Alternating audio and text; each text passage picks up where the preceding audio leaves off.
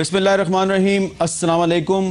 महंगाई, चोर बाजारी, कत्लो गारत, टारगेट किलिंग और लोड शेडिंग के अंधेरों में आपको ईद की खुशियां मुबारक हों।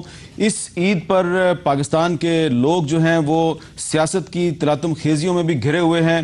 सियासी माहौल भी काफ़ी गर्म था, लेकिन इसके बावजूद जो ईद की खुशियां हैं वो तो हमें मनानी है, और जो सियासतदानों के बयानात हैं उसकी वजह से ये नहीं हो सकता कि हम अपनी ईद को भूल जाएं। लेकिन आज हम इस सवाल पे बात करेंगे कि इस ईद पर हम कितने पुरुमीद थे, कितने पुरुमीद हैं, और ईद हम कैसे मना रहे हैं, हमें कैसे मनानी चाहिए, और अगली ही ईद हमारी कैसे होगी। हमारे साथ आज के इस प्रोग्राम में मुख्तलिफ सेगमेंट्स ऑफ लाइफ के लोग हमने आज इनवाइट किए हैं। लाहौर स्टूडियो में हमारे साथ मौजूद हैं मोहतरमा कशमाला तारिक साहबा, रुकन कौमी असम्बली हैं और किसी तारुफ के मोहताज नहीं, पाकिस्तान मुस्लिम लीग से उनका ताल्लुक है।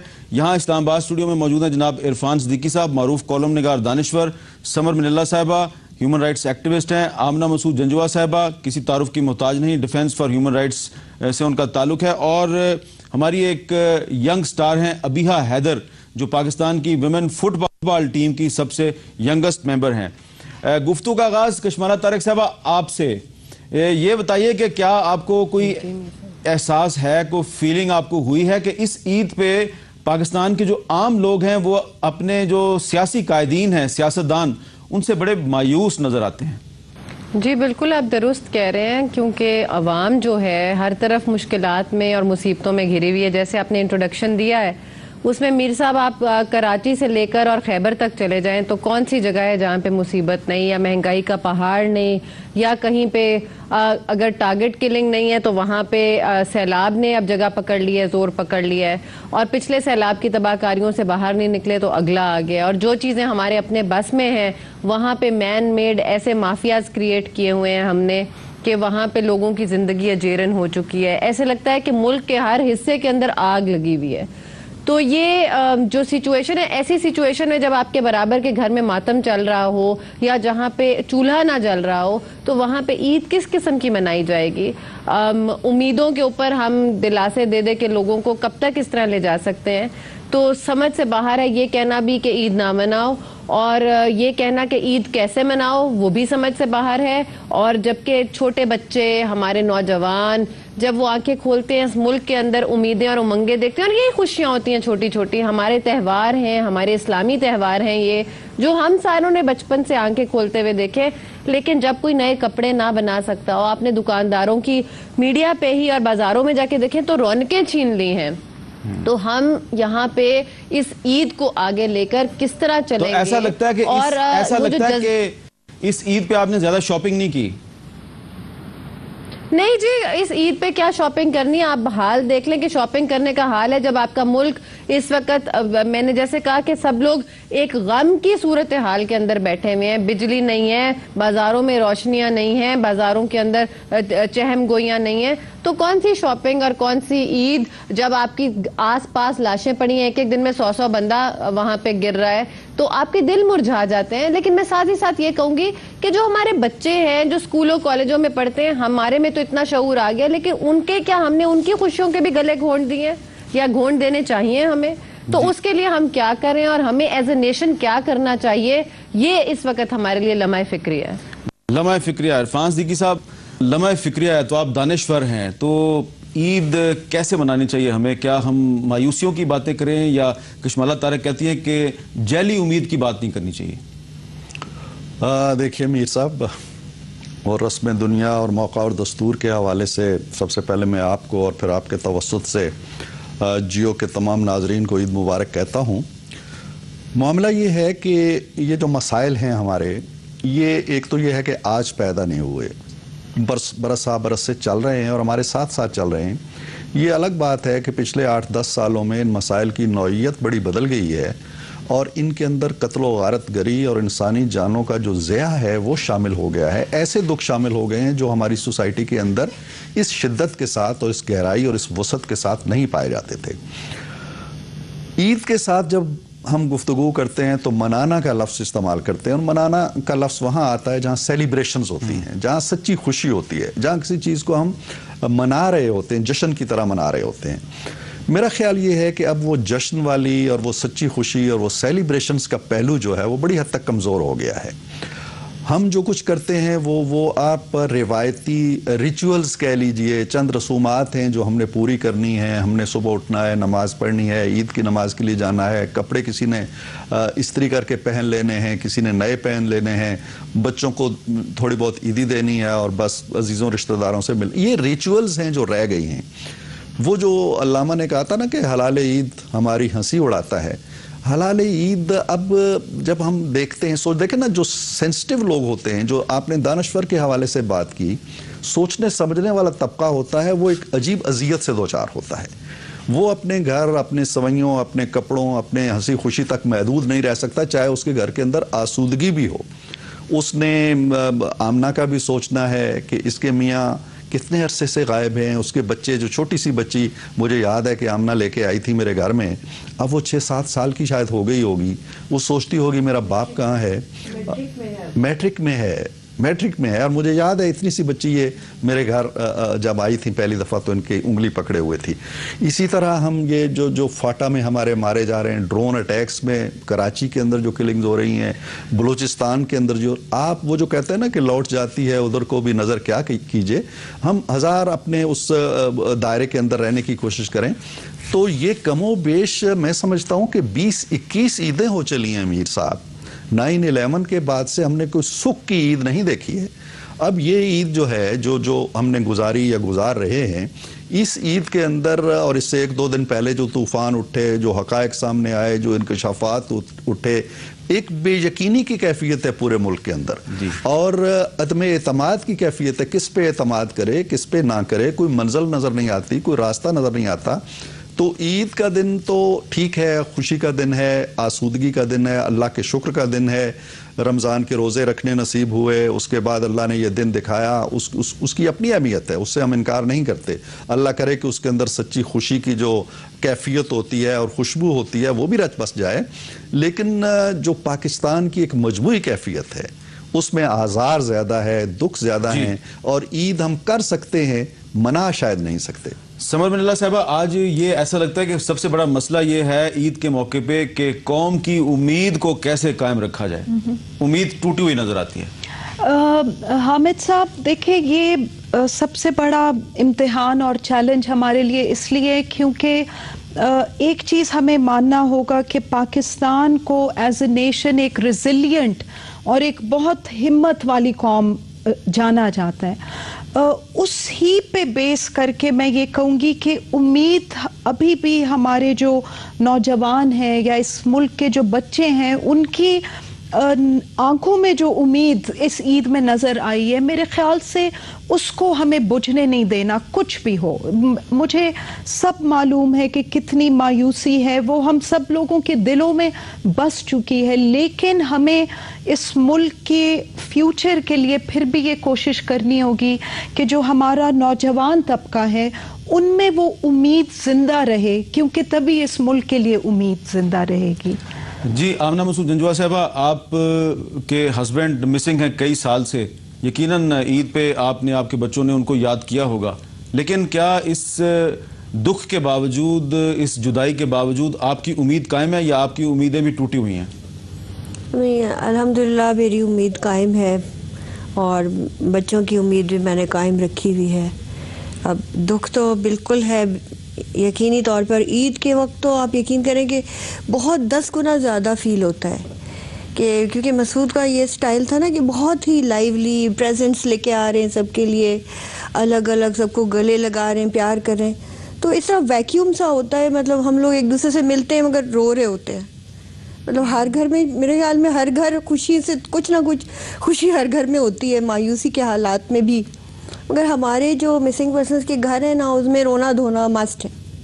और इतने साल 6 साल हो चुके हैं मगर अभी भी मतलब यही होता है कि कोई ना कोई बच्चा बहुत ज़्यादा उसको इतना ज़्यादा सिवियरली लेता है कि उसको संभालना मुश्किल हो जाता है। कभी मतलब मुझे इतना बुरा फिट पड़ जाता है रोने का, मतलब मैं वैसे बहुत कंट्रोल में रखती हूँ अपने आप को, मगर एट टाइम्स मैं नहीं सब्र कर सकती।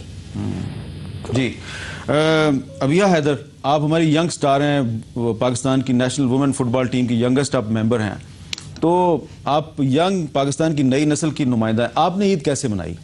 बिल्कुल, अभी जो ईद गुजरी तो वो मैंने हम लोगों के जो इधर नियर बाय हॉस्पिटल्स हैं उधर चिल्ड्रन वार्ड्स में जो बच्चे हैं जिनके जो ईद वैसे नहीं मना सकते जैसे हम लोग मनाते हैं, जो किसी तरह माजूर हैं या डिसेबल्ड हैं या इतने बीमार हैं कि वो बाहर नहीं निकल सकते हॉस्पिटल से, अपने बेड्स पर ही हैं, तो मैं उन लोगों के लिए गिफ्ट्स लेके गई छोटे छोटे जितने भी मैं कर सकती थी, और मैंने अपना पूरा ईद का दिन उन लोगों के साथ सेलिब्रेट किया।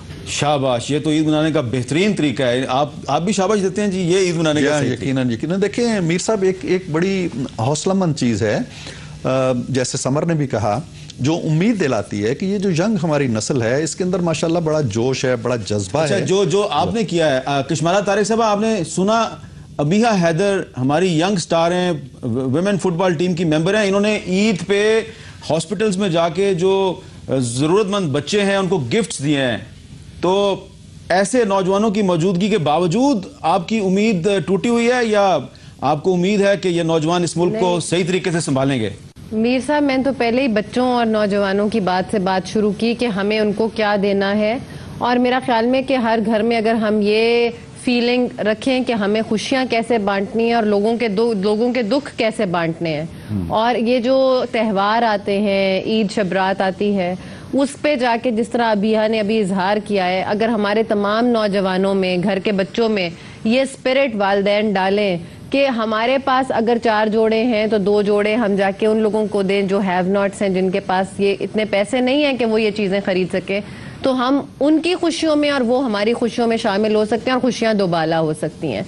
तो कम से कम इस मायूसी के दौर में हम चिराग से चिराग जला सकते हैं, हम एक दूसरे का साथ दे सकते हैं, और ये हमारे नौजवानों के अंदर बिल्कुल भरपूर स्पिरिट है, और मैं समर की बात से सपोर्ट करती हूँ।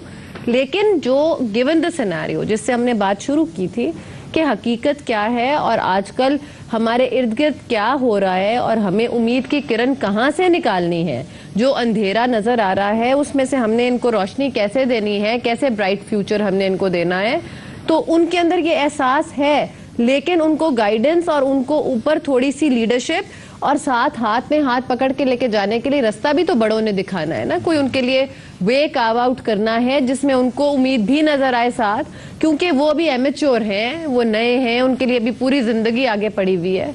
तो जो हमारी रिस्पॉन्सिबिलिटीज हैं और जो हमसे एक जनरेशन ऊपर बैठे हुए हैं उनकी क्या रिस्पॉन्सिबिलिटीज थी और वो क्या कर रहे हैं इस मुल्क के साथ, तो ये मेरा ख्याल में इस वक्त, और ये जैसे अभी इरफान सिद्दीकी साहब ने कहा कि ईद से 2 दिन पहले ये जो हलचल और हंगामा मचा है, तो ये क्या हमारा मुल्क किस तरफ जा रहा है, और हमें इन बच्चों के साथ, जैसे हमने कहा कि हमें एक कोई ना कोई रीजन तो चाहिए, कम से कम हम एक डिप्रेस्ड नेशन तो ना बनते जाए। हमारे पास खुशियों के मौके हम खुद उनके गले घोंटते जा रहे हैं, हमारा यूथ फ्रस्ट्रेटेड होता जा रहा है, हम खुद आप अपने इर्द गिर्द देखिए, बच्चों से पूछें कि एंटरटेनमेंट उनको हम देते क्या है, तालीम का आपने लेवल अच्छा, देखा है, एक मिनट आपने बड़ी अच्छी बातें की हैं समर मिल्ला साहबा। अब अगर पाकिस्तान में मायूसी है तो मायूसी के जिम्मेदार सिर्फ चंद लोग नहीं बल्कि हम सारे भी हो सकते हैं। बिल्कुल। पार्लियामेंट जो है हमारी, जो पाकिस्तान की मुंतखब पार्लियामेंट है, उससे आपको कोई उम्मीद की किरण नजर आती है? देखिए जी, उम्मीद की किरण तो डेमोक्रेसी में मुझे नज़र आती है, लेकिन जहां पार्लियामेंटेरियंस की भी बात है जी, मुझे पर्सनली इस चीज़ का बहुत ज़्यादा दुख होता है कि जिन्होंने कवानीन को तोड़ा वो क्यों पार्लियामेंट में बैठे होते हैं। उस पे तो एतराज़ हमें आखिरी दम तक करते रहना चाहिए, वरना तो जमहूरियत भी इस मुल्क में कभी नहीं स्ट्रांग होगी। तो ये चीज़ हमें क्लियर होना चाहिए कि अगर हम उनकी करप्शन के खिलाफ आवाज़ उठाते हैं, उनकी बददियानती या ह्यूमन राइट्स वायलेशंस के खिलाफ आवाज़ उठाते हैं, वो असल में डेमोक्रेसी को हम स्ट्रांग करना चाहते हैं, वरना तो वो डेमोक्रेसी ही ना हो। लेकिन उसके साथ साथ जी मैं वापस इस बात पे जाऊंगी कि हाँ, अगर मायूसी है भी पॉलिटिशियंस में, तो हमारे मुल्क में फिर भी इस तरह के इंस्पिरेशनल लोग हैं, जैसे ईदी साहब, दुनिया का सबसे बड़ा एम्बुलेंस सर्विस उनका है, वो एक फ़र्द है ना जी, उनकी बिल्किस ईदी भी एक खातून फ़र्द हैं, तो उनसे हम सबको उम्मीद मिलती है कि ना वो पॉलिटिशियन है, ना वो इस मुल्क के कोई बहुत बड़ी कुर्सी उनके पास है, लेकिन सिर्फ और सिर्फ उनके काम और कमिटमेंट की वजह से हम देख रहे हैं कि उन्होंने पाकिस्तान में क्या तब्दीली वो लाई है। जी, दो नाम लिए हैं समर मिनल्ला ने जिनकी वजह से इनकी उम्मीद कायम है, अब्दुस्तार ईदी, बल्कीस ईदी, और भी नाम होंगे और कशमाला तारिक साहबा से भी पूछेंगे, हमारे बाकी मेहमान जो हैं उनसे भी पूछेंगे कि पाकिस्तान में कौन सी शख्सियात हैं कि जिनकी वजह से इनकी उम्मीदें कायम हैं। वक्फा लेते हैं, वक्फे के बाद हमारी गुफ्तगू जारी रहेगी।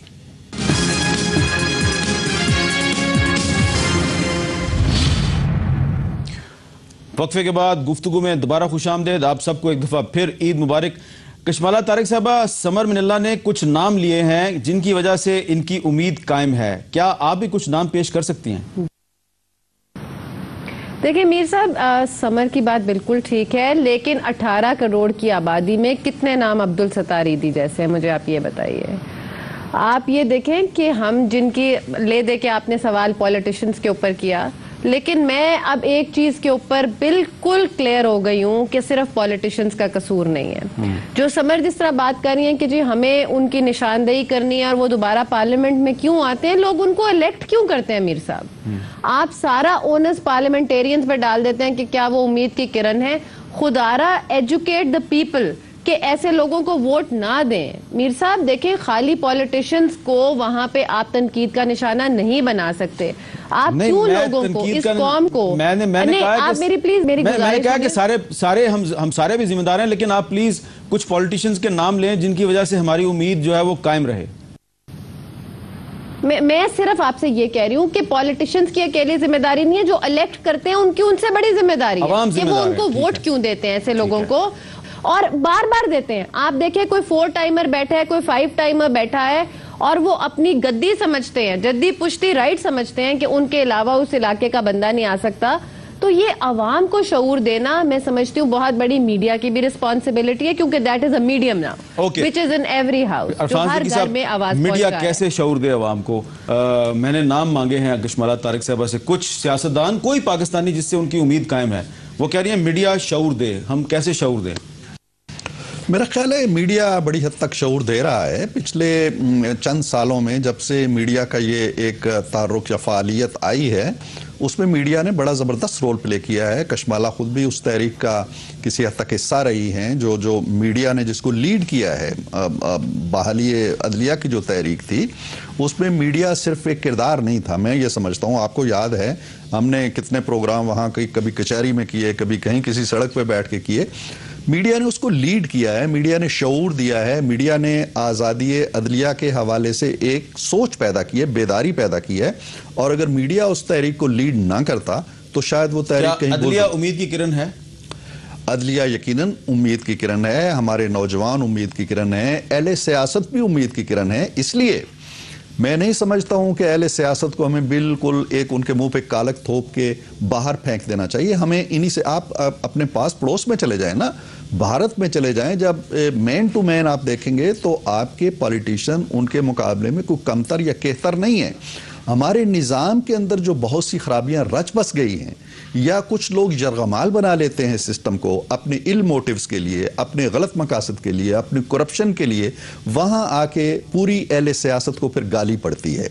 मैं ये समझता हूँ कि पाकिस्तान के अंदर बड़ा पोटेंशल है। कशमाला ने जो मीडिया के हवाले से जिक्र किया, तो मीडिया ही का ये किया धरा है, किया धरा तो नहीं कहना चाहिए, किया धरा जरा मनफी मानों में आता है। मीडिया ही का ये पॉजिटिव रोल है कि उसने अवाम के, ये जो गुफ्तगुएं हो रही हैं, ये जो बातें हो रही हैं, ये जो डिस्कशंस हो रही हैं, ये जो ईद से 2 दिन पहले एक बड़ा बम ब्लास्ट हुआ है और 2 घंटे की प्रेस कॉन्फ्रेंस के बाद फिर 24 घंटे मिर्जा साहब डिस्कस होते रहे हैं, उसमें क्या क्या इंकिशाफात हुए हैं, क्या क्या बातें हुई हैं, क्या क्या बाल की खाल उतारी जा रही है, ये मीडिया कर रहा है ना।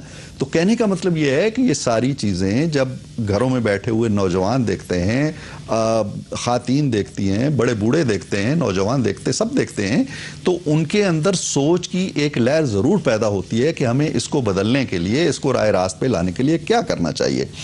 तो मीडिया एक हद तक रोल प्ले कर सकता है और मेरा ख्याल है कि वो कर रहा है, उस पे कोई दोष नहीं होना चाहिए। अहले सियासत पे लाजम आता है कि वो अपनी पार्टी एफिलिएशन के बावजूद, अपनी पार्टी के सरबराहों से वफादारी के बावजूद हक को हक कहने का हौसला पैदा करें, गलत को गलत कहने का हौसला पैदा करें, अपनी मीटिंग्स के अंदर भी पैदा करें, पार्लियामेंट के अंदर भी पैदा करें। वो ग्रोबंदी ना करें। ये आपने बड़ी अच्छी बात वो ग्रोबंदी ना करें कि जी ये चीज तिश्माला तारिक साहब, जमहूरियत नहीं आएगी वो कैसे करेंगे? जी आप बात करें। मीर साहब देखिए, पार्टियों में जमहूरियत ही नहीं है, वो बाहर निकाल के मारते हैं। ज्यादातर हमारे जो साथी हैं वो डरते हैं। अगर वो कहते हैं कि हमारे ज़मीर की आवाज़ कुछ और है, हम ये करना चाहते हैं, कहना चाहते हैं, मगर वो अपने पार्टी लीडरान से बहुत ज़्यादा खौफजदा होते हैं और वो नहीं ना बोल सकते हैं, ना हक को, हक की आवाज़ को खड़े होकर सपोर्ट कर सकते हैं। ये इरफान साहब ने वही बात की जिसका हम बहुत देर से लेके प्रचार भी कर रहे हैं और एक हमने जिहाद शुरू किया हुआ है इसके ऊपर, जिसकी वजह से हम अपने पार्टी लीडरान को खटकते भी हैं बार बार। लेकिन मीर साहब, ये तब्दीली तब तक नहीं आएगी जब तक पार्टियों में जमहूरियत नहीं आएगी। तो ये जो रवैया है, पार्टी क़यादत का जो रवैया है, इस रवैये के खिलाफ आपकी एक साथी मारवी मेमन साहबा ने बतौर एहतजाज असम्बली की मेंबरशिप से इस्तीफा दे दिया। तो क्या उनका रास्ता दुरुस्त है या आपका रास्ता दुरुस्त है, जो कि पार्टी क़यादत से नाखुश भी है, इसके बावजूद आप असम्बली में बैठे हुए हैं? देखिए मीर साहब, आप, मेरा ख्याल में, मेरे अपनी सोच है कि आप सिस्टम के अंदर रह के उसके खिलाफ आवाज उठाएं। आप आए एक रास्ता छोड़ के चले जाना, वो उनकी अपनी एक राय हो सकती है या सोच हो सकती है, लेकिन रास्ता कठिन जरूर होता है। आपको उसको फेस करना चाहिए। आपको पता है कि मेरे साथ पिछले 8 सालों में पार्टी ने क्या क्या कुछ नहीं किया। नोटिस दिए, मैंने वोट 18वीं तरमीम पे नहीं दिया, 19वीं में नहीं दिया। तो आपकी इनफरादियत तभी होती है कि जब आप स्टैंड्स लेते हैं, प्रिंसिपल स्टैंड्स लेते हैं, आप सच को सच या हक को हक कहते हैं और गलत को गलत कहते हैं, तो वो आपके लिए नो डाउट रास्ता मुश्किल होता है। लेकिन फिर आपके लिए, आपके साथ जावेद हाशमी साहब मेरे साथ खड़े हुए, साद रफीक साहब खड़े हुए, आपको याद होगा, चंद हमारी अपनी पार्टी के और सारे लोग खड़े हुए, 18th अमेंडमेंट की बात कर रही हूँ। तो आप सिस्टम में हैं तो आप तब्दीली ला सकते हैं। तो आपने ये जो दो नाम लिए हैं, समर बैठी है, 2 नाम लिए हैं, जावेद हाशमी, साद रफीक, जैसे बाहर बैठी है जी, 2 नाम लिए हैं, जावेद हाशमी, साद रफीक। क्या मैं समझूं कि आप इनको उम्मीद की किरण समझती हैं? जी बिल्कुल। जो अपनी पार्टी से अगर समझता है हक की आवाज, जैसे इरफान साहब ने बात की कि इतना किसी के अंदर गट्स हैं कि वो अगर समझते हैं ज़मीर की आवाज, लेट्स से कि हमारे पार्लियामेंटेरियंस के अंदर वोट ऑफ कॉन्शियस करने की जुर्रत होनी चाहिए कि इश्यूज के ऊपर वो छोड़ दें कि हमें पार्टी निकालेगी या नहीं निकालेगी, और वो उसके ऊपर कहें कि नहीं, ये मेरे मुल्क का वोट है। जैसे लोगों को भी इसी तरह ज़मीर की आवाज से वोट देना चाहिए, ना कि वोट, आपने अक्सर सुना होगा, हम हमेशा सियासतदानों की करप्शन की बात करते हैं। जब एक आदमी 500 और 1500 रुपए में वोट बेचता है या एक नौकरी के एवज वोट बेचता है, तो क्या वो करप्शन नहीं है? वो हमारी आवाम की करप्शन क्या नहीं होती है? मुझे आप बताएं। एक रात पहले हम वोट बिकते हुए देखते हैं। समर, ये बात तो मैं ये गुजारिश कर रही हूँ कि ये करप्शन है, आम आदमी भी वोट बेचता है, करप्शन करता है। बिल्कुल जी, और मैं बिल्कुल अग्री करती हूँ कि देखिए, सिर्फ पॉलिटिशियंस को अगर हम हमेशा इल्जाम देंगे तो वो और सब हमसे इश्यूज भूल जाएंगे। इस मुल्क का हर फर्द अगर वो जुल्म देखते हुए खामोश है तो वो भी करप्ट है। अगर सियालकोट में 2 लड़के मारे गए और कोई सामने आके उस जुल्म को नहीं रोक सका, वो भी उतने ही गुनाहगार हैं जितना कि एक पॉलिटिशियन जो कि करप्शन कर रहे। तो सबसे पहले हमें ये बेसिक चीज समझ लेनी चाहिए कि हम इंडिविजुअल, हम एक फर्द के तौर पे उतनी ही तब्दीली ला सकते हैं जितना कि कोई पार्लियामेंटेरियन ला सके।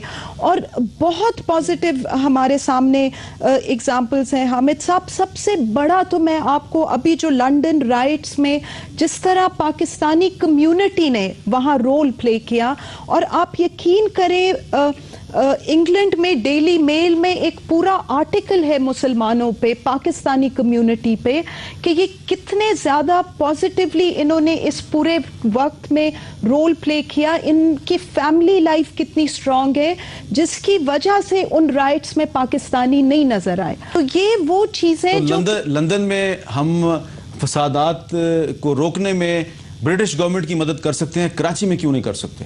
तो ये तो हमें बैठ के मिल के सोचना चाहिए ना जी। मैं सिर्फ कह रही हूँ हमें पॉजिटिव सोच रखनी चाहिए, क्योंकि पाकिस्तानी अगर इस तरह की तब्दीली ला सकते हैं इंग्लैंड में, तो हमारे मुल्क में क्यों नहीं ये सब कुछ रुक सकता?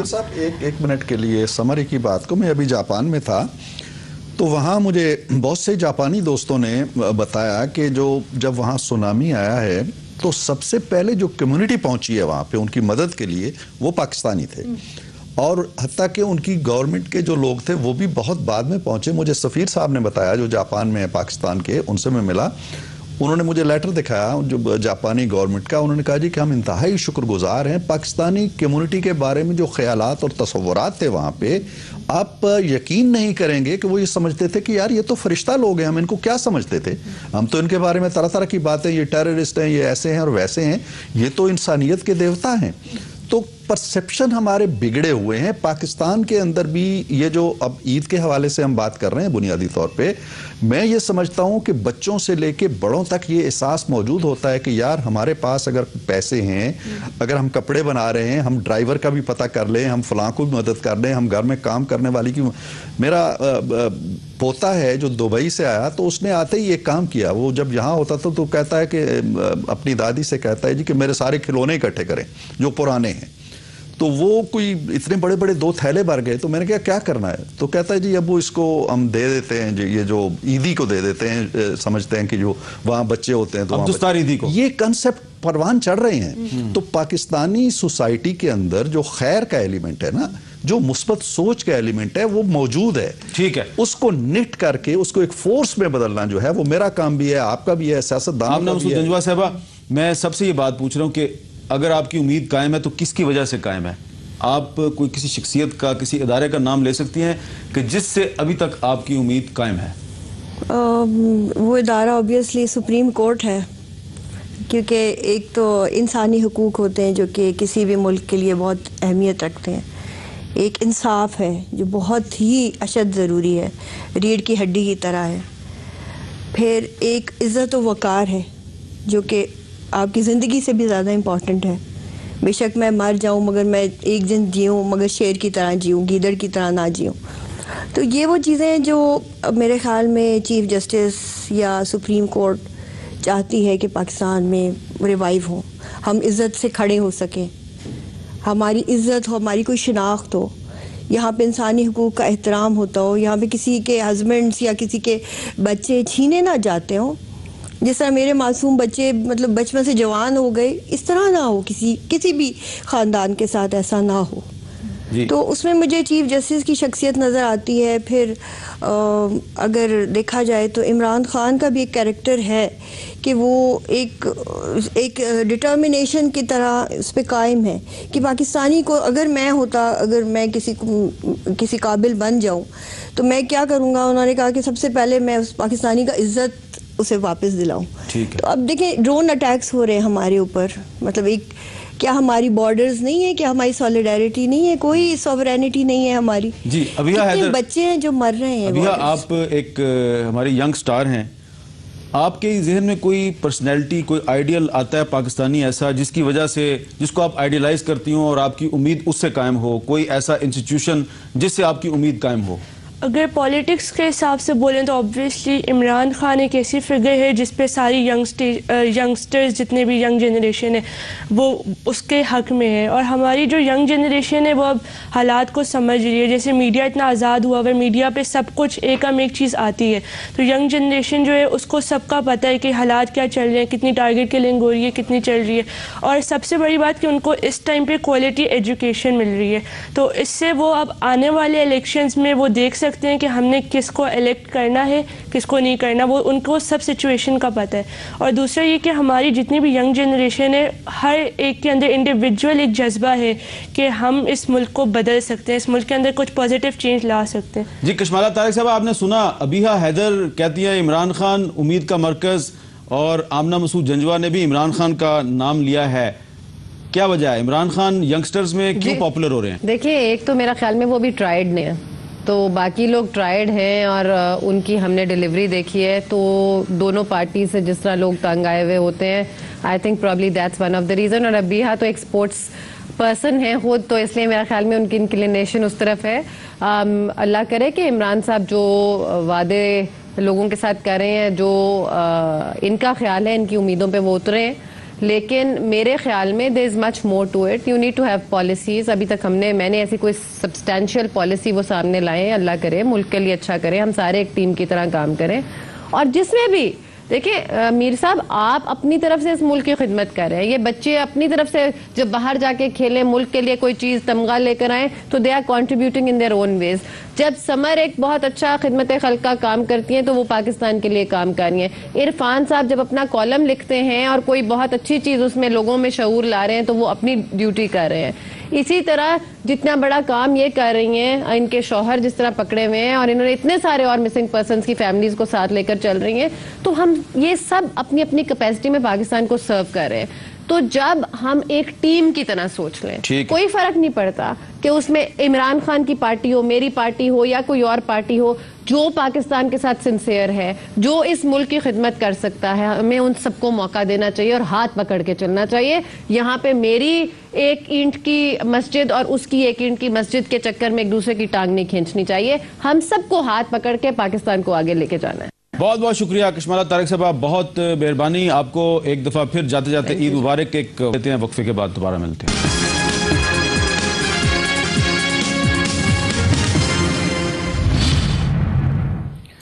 Welcome back. और ईद पे हमारी उम्मीद कितनी कायम है, हमें ईद कैसे मनानी चाहिए, इस पे हम गुफ्तगू कर रहे हैं। इरफान सिद्दीकी साहब, ईद के मौका पे आपने देखा आमना मसूद जंजवा इमरान खान की बात कर रही हैं, अबिया हैदर इमरान खान की बात कर रही हैं, तो आप इत्तेफाक करेंगे कि इमरान खान नई नस्ल की उम्मीदों का मरकज बन चुके हैं? देखिए, बुनियादी बात कही है मेरा ख्याल है कशमाला ने। एक चीज़ होती है कि कुछ लोग टेस्ट में आ जाते हैं, एरिना में आ जाते हैं। ये बिल्कुल हम क्रिकेट की इस्तिलाह में बात करते हैं, खान साहब की इस्तिलाह में बात करते हैं कि जो लोग 10-20 साल क्रिकेट खेलते हैं उनके बारे में आप फैसला करते हैं कैसा बैट्समैन है, कैसा बॉलर है, फील्डर कैसा है, विकेट कीपर कैसा है, जो उस एरिना के अंदर आया ही नहीं। अब अगर इरफान सिद्दीकी ये कहे जी कि मैं कभी 0 पे आउट नहीं हुआ, और अहमद मीर दावा करे जी कि मैं हर टेस्ट में 10 विकेटें ले लेता हूँ, तो ये दावे अहमियत नहीं रखते, इसलिए कि ये हमारा मैदान है नहीं। खान साहब सियासत में नौवारद नहीं है। खान साहब को 3 इलेक्शन लड़ चुके हैं, एक दफ़ा वो 8 सीटों पे खड़े हुए और कामयाब नहीं हो सके। मेरा ख्याल है सब पे उनकी जमानत जब्त होगी। अब वो नए एक जज्बे से आए हैं। लेकिन कशमाला ने इशारा किया है कि एक जब कोई आप अज़्म लेके आते हैं ना, तो एक प्रोग्राम देते हैं आप कि ये मेरा 1, 2, 3 ये मेरे मकासद है। उनका आप अगर एक मीडिया के एक कदावर शख्सियत है, आप लिखते भी हैं और बोलते भी हैं, आप अगर गैर जानिबदाराना जायजा लें तो उनकी सारी कारकर्दगी ये है कि दूसरों के माथे पे कालक थोपो ताकि मेरा चेहरा रोशन नजर आए, दूसरों का कद गिराओ ताकि मैं कदावर नजर आऊं, दूसरों पे इल्जाम तराशी 99.9% उनकी सियासत का मरकज़ो महवर है। पॉजिटिविटी उनके अंदर नहीं है। और उन्होंने अभी आप देखें ना, किसी ने अयूब खान की हिमायत की, किसी ने यक्षा खान की, किसी ने ज़िया उल हक की। ज़माना आगे बढ़ गया, उन्होंने माफिया मांगी। चलें ये एक सेकंड में बात पूरी कर लूं, चूंकि आपने डायरेक्ट, मैं नहीं चाहता था कि ईद के दिन ये तस्करा चले, लेकिन उन्होंने इस दौर में आके इस दौर के डिक्टेटर के रेफरेंडम का झंडा उठाया और उसे मसीहा करार दिया। तो मैं नहीं समझता हूं कि उनके अंदर कोई ऐसा पोटेंशियल है कि वो इस कौम की रहनुमाई कर सके। लेकिन हम फिर ईद पे वापस आते हैं, ईद पे शादी, मेरा ख्याल है ईद पे वापस आते हैं। लेकिन अबिया हैदर, क्योंकि आप यंगस्टर हैं, आपने भी इमरान खान की बात की। इरफान सिद्दीकी साहब आपके एक बुजुर्ग हैं, इन्होंने कहा कि इमरान खान जो है वो नेगेटिविटी का एक मुजस्सबा है, उनकी पॉलिटिक्स नेगेटिविटी पे बेस करती है। आप उनको क्यों आइडियलाइज करती हैं? क्योंकि अभी तक जितने भी हमारे लीडर्स आ चुके हैं, हमने जितनी भी पार्टीज आ चुकी हैं, सब ने हमें कुछ भी नहीं दिया। एक तरह से लोड शेडिंग इस मुल्क में है, पानी नहीं है, बिजली नहीं है, खाने को रोटी नहीं है, कुछ भी नहीं है। हमारे जो गरीब आवाम है उनके पास तो, अगर हम लोग जो है, हम लोग फिर भी हमारे घरों में बिजली आ रही है, कुछ हो रहा है। गरीब आवाम तो बिल्कुल अंधेरों में पड़े हुए हैं, उनके पास ना कोई जाता है ना कुछ है। इमरान खान जो अब आए हैं वो एक नए जज्बे के साथ आए हैं, वो जा रहे हैं गाँव में, लोगों को देख रहा है। अभी मैं कहीं पढ़ रही थी, उसने किसी गांव में एक अपना इंस्टीट्यूट बनाया है सारा, मतलब वो एक नए जज्बे के साथ आए। वो उसको देख के नौजवान कह सकता है कि वो कुछ चेंज कर लेगा, वो कुछ। जी आमना, आपने क्यों नाम लिया इमरान खान का? देखिए, ही इज़ अ रेवोल्यूशनरी। और वो इस तरह से कि उसने एक तो इज़्ज़त और वक़ार वापस दिलाना है पाकिस्तानी को, दूसरा ये कि उसका तमाम जो भी कुछ एसेट्स हैं यहाँ पे हैं, डिक्लेयर्ड हैं। उसने नमल यूनिवर्सिटी बहुत बनाई ज़बरदस्त किस्म की, और मियाँ वाली में फिर उसने यहाँ पे शौकत खानम बनाया। मतलब ये इससे आप एस्टिमेट करते हैं कि ये वाकई में पाकिस्तान को सर्व करने वाले स्टेप्स ले रहा है। ठीक है, ही मे नॉट बी इतने लेवल पे नहीं होगा, मगर बन जाएगा आहिस्ता आहिस्ता। उसकी तामीर अभी शायद नहीं है, मगर उसकी तामीर में बहुत से लोगों ने हिस्सा लिया। बिल्कुल, ठीक है। समर मिनल्ला साहब, इनिशिएटिव तो लेना होता है ना। आप इस नुक्ते पे क्या कहेंगी कि इरफान सिद्दीकी साहब कहते हैं कि इमरान खान की पॉलिटिक्स मनफी पॉलिटिक्स है, लेकिन ये आपके दोनों जो ख़वातीन हैं, एक यंगस्टर और एक आपके साथ बैठी हुई खातून, ये कहती हैं कि नहीं, वो हमारे लिए उम्मीद का मरकज़ है। देखिए जी, डेमोक्रेसी तो यही डिमांड करती है कि उनको मौका मिलना चाहिए। तो इसलिए मैं इस पे नहीं कमेंट करना चाहूँगी कि वो बहुत अच्छी बात है, उम्मीद पे दुनिया कायम है और उम्मीदें होनी चाहिए, लेकिन जहाँ तक मंशूर की बात आती है, अभी तक ऐसी कोई नई बात मुझे सामने नहीं नजर आई। लेकिन उनके बाकी जो भी काम है, शौकत खानम हॉस्पिटल, उन्होंने जो एजुकेशन के लिए कोई ताल्लुक नहीं उनकी सियासत से, मैं उसको फिर भी उससे उनकी पर्सनालिटी का पता चलता है, जो कि मेरे ख्याल से बहुत यूथ उनको फॉलो कर रही है। लेकिन उनके लिए ये बहुत बड़ी रिस्पॉन्सिबिलिटी बनती है, क्योंकि इस मुल्क के अगर नौजवान उनको आइडियलाइज कर रहे हैं, तो फिर उनको एहसास होना चाहिए कि पॉलिटिक्स फिर बहुत एक सीरियस इशू है, क्योंकि इस पूरे मुल्क का फ्यूचर उनको देख रहा है। इरफान साहब, कंक्लूडिंग रिमार्क्स, अगले साल की ईद तक अगर मैं और आप जिंदा रहे तो किस तरह ईद मनाएंगे हम? अल्लाह करे अगली ईद, हमारी इस ईद से अगली ईद तो खैर बहुत जल्द करीब आ रही है, जिसको हम बड़ी ईद कहते हैं, ईद कुर्बान आ रही है। लेकिन अल्लाह करे कि 2-4 महीनों के अंदर भी कुछ मुस्बत तब्दीलियाँ हों, और साल के बाद फिर जब रमज़ान आते हैं और फिर ईद उल फित्र हम मनाएं, तो अल्लाह करे कि ज़्यादा बेहतर हालात में हों, अंधेरे छट चुके हों, कोई रोशनी की किरण नज़र आ रही हो, कोई मुस्बत रास्ता हमें दिखाई दे रहा हो, आज के इशूज़ जो हैं वो किसी हद तक ख़त्म हो चुके हों, और फिर साल के बाद तो फिर शायद हम अगले इंतखाबात के करीब जा रहे होंगे। ये सारी जो उम्मीदें नौजवानों की भी हैं, आपकी, हमारी, सब, अल्लाह करे हम एक बेहतर अच्छी क़यादत सामने ला सकें, जो पाकिस्तान के लिए वक्फ करे अपने आप को। मैं समझता हूँ कि पाकिस्तान का मुस्तकबिल इंशाल्लाह रोशन है, इसलिए कि हमारे नौजवान पुरज़्म में और रोशनी फैल रही है शऊर की, इल्म की, आगाही की, ये चीज़ें, और बहस हो रही है, और जमहूरियत वहाँ अगर नहीं है तो गलियों सड़कों में पनप रही है। ये इस जमहूरियत के अंदर से हमारा मुस्तकबिल फूटेगा, हमारी ईदें इंशाल्लाह ज़्यादा पुरमसरत होंगी, और वो ईदें बहुत जल्द आएंगी कि जब हम वाकई ईद मना सकेंगे, सेलिब्रेट कर सकेंगे। बहुत बहुत शुक्रिया इरफान सिद्दीकी साहब, समर मिनल्ला साहबा, आमना मसूद जंजुआ साहबा और अबिहा हैदर साहबा। आज की ये जो सारी हमने गुफ्तगू की है कि ईद पे क्या हमारी उम्मीद कायम है, तो उम्मीद बिल्कुल कायम है। अबिहा हैदर पाकिस्तान की नौजवान नस्ल की नुमाइंदा, हमारी नौजवान स्टार, उन्होंने ये ईद मनाई है हॉस्पिटल्स में जाके, जो माजूर बच्चे हैं, ज़रूरतमंद बच्चे हैं, उनमें गिफ्ट्स तकसीम किए, उनकी मदद की। अब ये सवाल मैं आपसे भी पूछता हूँ और अपने आप से भी पूछता हूँ कि क्या इस ईद पर मैं किसी हॉस्पिटल में गया? इस मरतबा वाकई में किसी हॉस्पिटल में नहीं गया।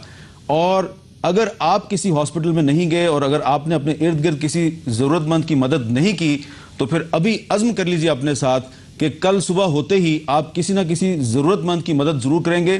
किसी हॉस्पिटल में जाके, किसी और जगह पे जाके आप किसी गरीब बच्चे के सर पे शफकत का हाथ ज़रूर रखेंगे, किसी बेवा की मदद ज़रूर करेंगे, किसी गरीब की मुश्किल कुशाई में कुछ अहम किरदार ज़रूर अदा करेंगे। अगर आपने किसी ज़रूरतमंद की ज़रूरत पूरी कर दी, तो यकीनन पाकिस्तान की उम्मीद जो है ये मज़ीद मजबूत होगी। हम एक दूसरे के हाथ में हाथ देंगे, एक दूसरे के कंधे से कंधा मिलाएंगे, तो यकीनन पाकिस्तान को एक अजीम मुल्क बनाएंगे। एक दफ़ा फिर ईद मुबारक, मुझे दीजिए इजाज़त, अल्लाह हाफ़िज़।